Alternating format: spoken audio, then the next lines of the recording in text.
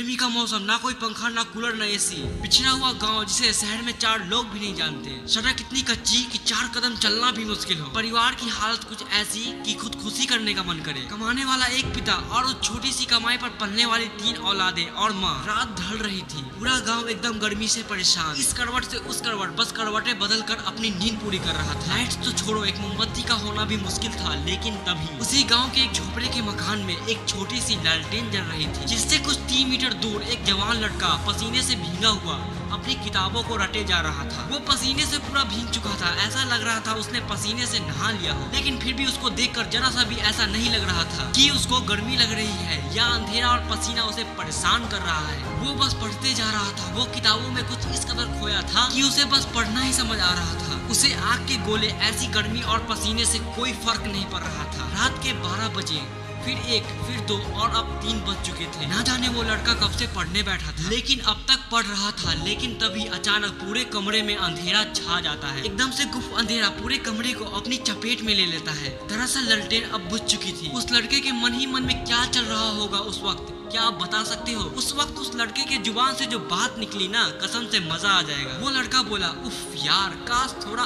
और पढ़ लेता। अब बताओ, क्या तुम में से कोई इतना पागल है पढ़ने को? उस लड़के को सब उस गांव में पागल कहते थे। गांव वालों से पता चला कि वो लड़का कब पढ़ने बैठा था, लेकिन कब तक पढ़ता रहेगा कोई नहीं बता सकता था। बल्कि उसको खुद भी याद नहीं रहता था कि वो कितनी देर से पढ़ रहा है। हाँ, मानता हूँ ऐसे किस्से बड़े ही कम सुनने और देखने को मिलते हैं, लेकिन जब भी मिलते हैं कसम से दिल में आग लगा देते हैं। इतना पढ़ने वाला लड़का पता है आगे क्या करता है? 2012 बैच का यूपीएससी क्रैक करता है और एक बहुत ही बड़ा आदमी बनता है। जब इतनी आग हो सीने में, तभी तो मजा आएगा जीने में। मैं कहता हूँ उस हालातों से लड़कर, संघर्षों से गुजरकर जब एक गरीब और अनाथ लड़का बड़े सपने को पूरा कर सकता है, तो फिर तुम क्यों नहीं? अगर दिल में आग होगी ना, तो एग्जाम फॉर्म के वो 500 रुपए तुम्हें नहीं रोकने वाले। उन गरीब लड़कों के पास फॉर्म भरने तक के पैसे नहीं होते हैं, लेकिन दिल में आग होती है और वही आग उन्हें ताज दिलवाती है। पढ़ाई भागने के लिए नहीं बनी, पढ़ने के लिए बनी है, पढ़ाई करने के लिए बनी है। अगर तुम 2 साल खुद को दे दिए ना, जहाँ तुम्हारे लिए दिन रात, सुबह शाम, अंधेरा उजाला कुछ मायने नहीं रखेगा, मायने रखेगी तो सिर्फ एक चीज कि बस बहुत हो गया, अब सिर्फ और सिर्फ पढ़ना है, चाहे कुछ भी हो जाए, बस पढ़ना है। वैसे इसके लिए खुद को उस्काना नहीं है और ना कोई जबरदस्ती करनी है। बस अपने दिमाग को और अपने मन को समझाना है पढ़ने के लिए। पढ़ना है तो सिर्फ इसलिए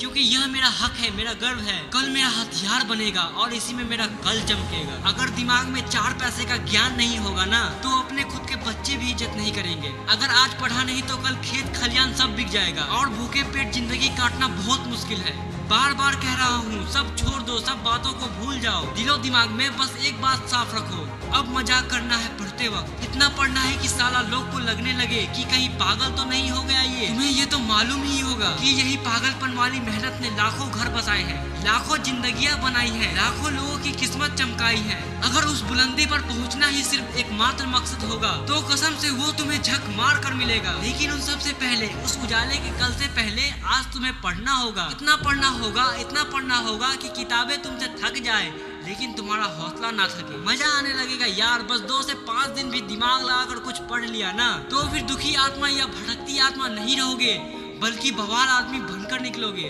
अगर दिल में आग लगी हो तो वीडियो को लाइक और शेयर करना, और अगर चैनल को सब्सक्राइब नहीं किया तो आज ही कर देना।